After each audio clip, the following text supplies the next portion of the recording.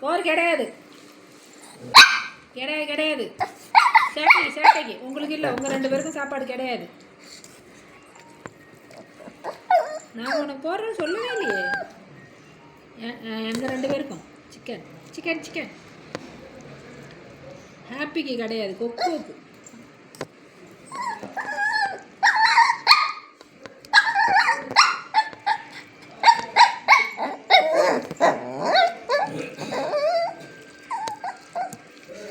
வேணுமா சாப்பாடு?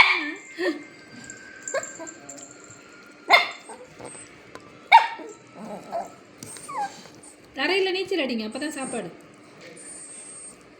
நீச்சல் அடி நீச்சல் அடி.